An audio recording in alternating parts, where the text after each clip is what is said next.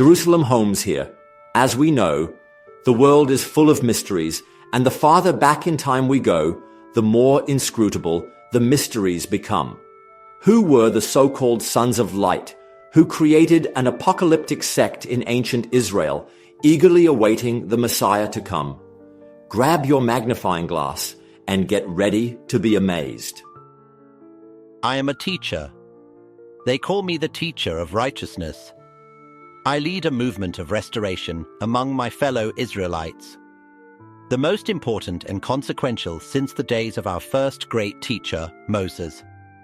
It all began when our people returned from 70 years of captivity in faraway Babylon after King Nebuchadnezzar destroyed Jerusalem and our great temple built by King Solomon.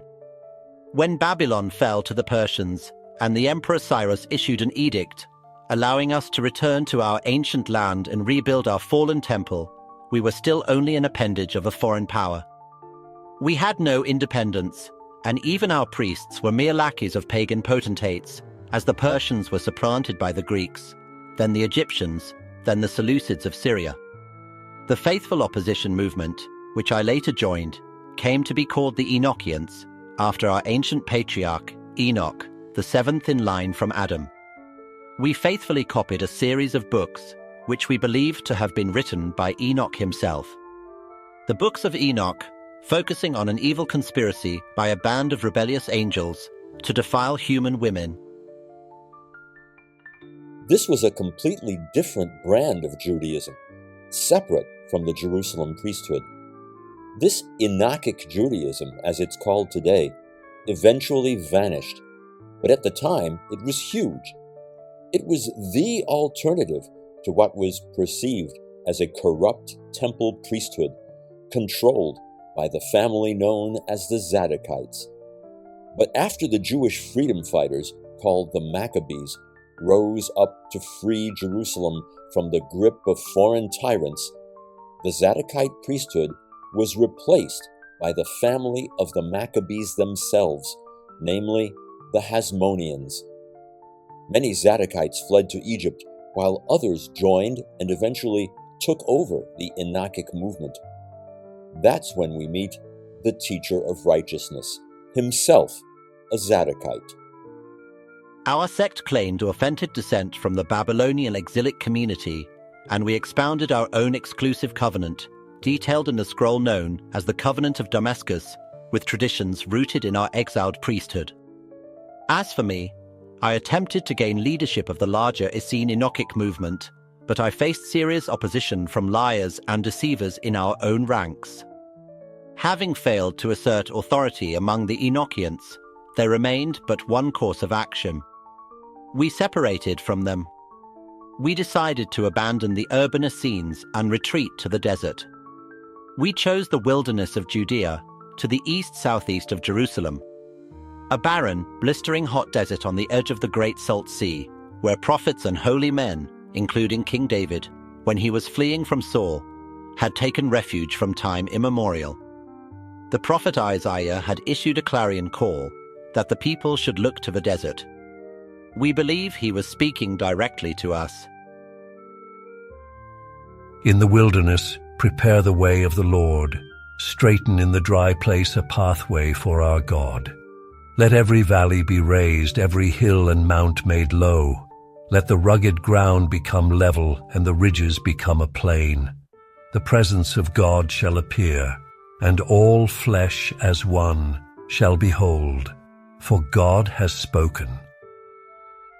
Clearly, what we have here is a subsect of the original Enochians, who gave us the books of Enoch, and whom the ancient Jewish historian Josephus calls the Essenes.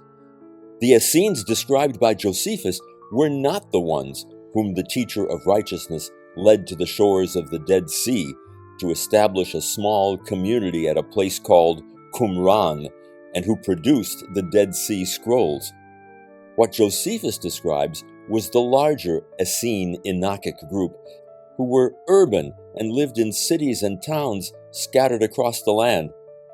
According to Josephus, King Herod the Great was aware of this larger movement and held them in honor. The Essenes also, as we call a sect of ours, live the same kind of life as do those whom the Greeks call Pythagoreans. However, it is but proper to set down here the reasons for which Herod had these Essenes in such honor and thought higher of them than their mortal nature required. Nor will this account be unsuitable to the nature of this history, since it will show the opinion men had of these Essenes. Now there was one of these Essenes, whose name was Menachem, who had the foreknowledge of future events given him by God. This man once saw Herod, when he was a child, going to school, and saluted him as king of the Jews. Menachem clapped him on his backside with his hand and said, "You shall be king, and shall begin your reign happily." Now at that time Herod paid no attention to what Menachem said, as having no hopes of such advancement, but a little afterward, when he was so fortunate as to be advanced to the dignity of king, and was in the height of his dominion, he sent for Menachem and asked him how long he should reign. He replied, 20, no, 30 years. Herod was satisfied with these replies and gave Menachem his hand, and from that time he continued to honor all the Essenes. Many of these Essenes have, by their excellent virtue, been thought worthy of this knowledge of divine revelations. Josephus is known as a traitor to the Jewish people. He not only surrendered to the Romans, he worked on their behalf.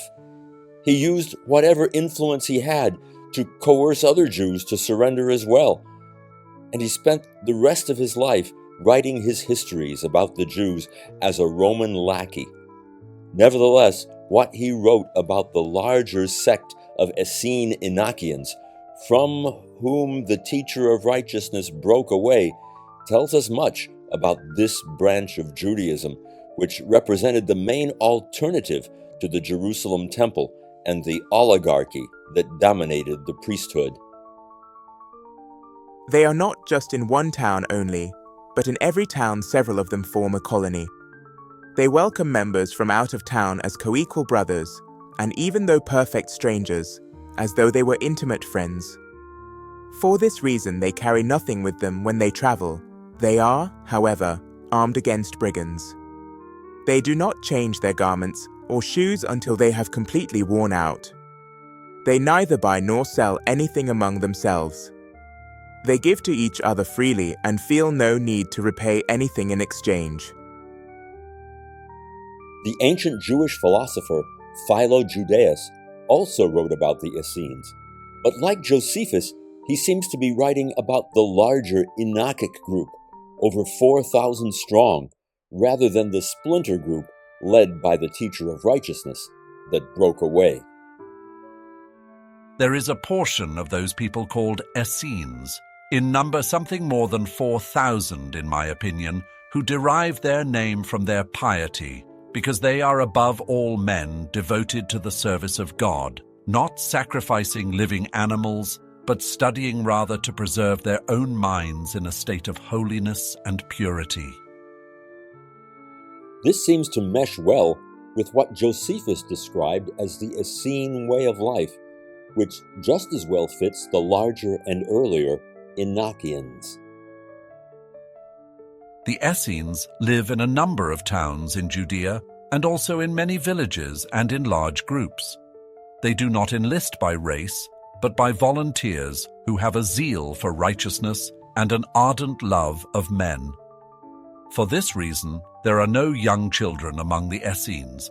They do not make armaments of any kind. They do not keep slaves and detest slavery. They avoid wholesale and retail commerce. They do not offer animal sacrifice, judging it more fitting to render their minds truly holy. They flee the cities and live in villages where clean air and clean social life abound. They believe God causes all good but cannot be the cause of any evil. They honor virtue by forgoing all riches, glory, and pleasure. And yet, with a little detective work, it becomes clear that it was the Jewish authors, Josephus and Philo, who were writing about the larger Enochian movement, whom they called Essenes. But non-Jewish authors, such as the Roman author Pliny the Elder, wrote about the smaller group led by the teacher of righteousness, who broke away and formed their own community on the shores of the Dead Sea. On the west side of the Dead Sea, but out of range of the noxious exhalations of the coast, is the solitary tribe of the Essenes, which is remarkable beyond all the other tribes in the whole world, as it has no women and has renounced all sexual desire, has no money, and has only palm trees for company. Owing to the throng of newcomers, this people is daily reborn in equal number. Then there was Dio Chrysostom, a Roman philosopher and rhetorician, who wrote about the Essenes in a lost work called Getica. But his comments are preserved in another ancient work by Synesius. The Essenes are a utopian-like community living in the interior of Palestine, near the Dead Sea in the vicinity of Sodom. Again, we can theorize that while the Jewish authors understood the Essenes as the ancient branch of Judaism that focused on the biblical patriarch Enoch and who wrote the books of Enoch, which for whatever reason were excluded from the Bible, the non-Jewish writers referred to the Essenes only as those who lived in the settlement on the shores of the Dead Sea. We didn't hesitate to take the momentous decision to leave for the Great Salt Sea. They call it the Sea of Death, but for us it was life. After all, our belief in predestination was such that we could not go wrong. Isaiah had said as much.